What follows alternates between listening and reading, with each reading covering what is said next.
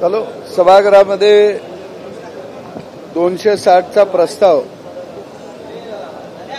हा शेतकऱ्याच्या प्रश्नावरती आलेला होता आणि यामध्ये राज्यातल्या शेतकऱ्याला सुखी आणि संपन्न ठेवायचं असेल, त्याच्या आत्महत्या थांबवायच्या असतील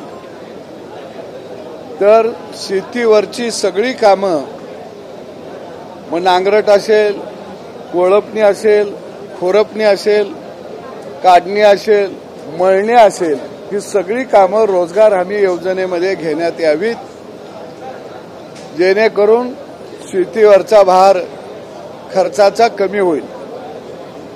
दुसरी मागणी या ठिकाणी सभागृहामध्ये करण्यात आली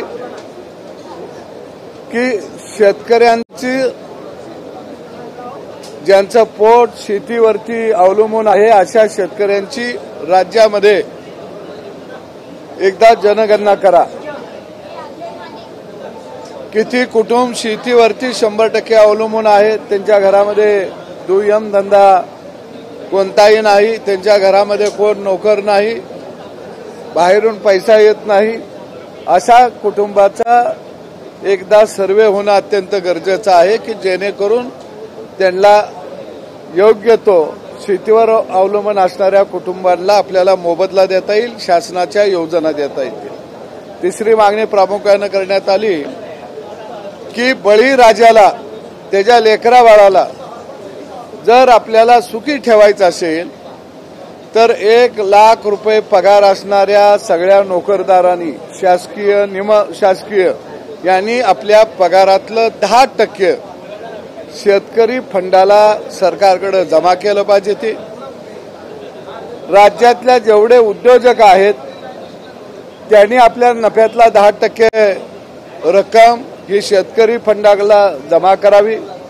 जे नामांकित कलाकार आहेत, खेळाडू आहेत, त्यांनी आपल्या वैभवातलं नफ्यातलं 10% शेतकरी फंडाला जमा करावेत आणि दर महिन्याला शेतकऱ्याला त्यातून 25,000 रुपये मानधन देण्यात यावं की जेणेकरून शेतीतून बाहेर पडणारी शेतकऱ्याची लेकरं बाळं उत्तम शेती करायला शेतीमध्ये थांबतील।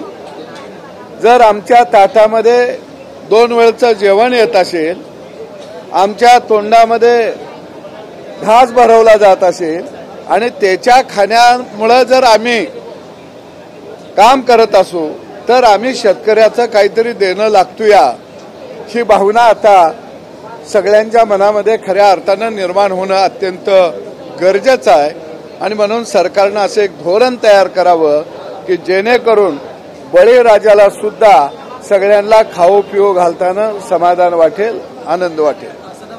संभाजीनगरमध्ये एबीपी माझा एक इन्व्हेस्टिगेशन केलं आहे, त्याच्यात धनगर संभाजीनगरमध्ये एबीपी माझाने एक इन्व्हेस्टिगेशन केलं, त्याच्यात धनगर योजनेचा पैसा मिळवण्यासाठी संस्थेला जे त्या अधिकाऱ्यांना लाच द्यावी लागत आहे। धनगर योजनेचा पैसा मिळावा, योजनेचा पैसा मिळावा म्हणून अधिकाऱ्यांना लाच द्यावी लागत आहे असं समोर आलं नाही। काय आहे की वेगवेगळ्या योजना सरकार चालू करतं आणि मग एजंटांचा सुळसुळाट सुटतो आणि मग ते एजंट अधिकाऱ्यांना हाताला धरून आम्ही योजना मिळवून देतो अशा पद्धतीचा दलाली उकळतात आणि त्याच्यामध्ये अधिकाऱ्यांचा सुद्धा हात पांढरे होतात।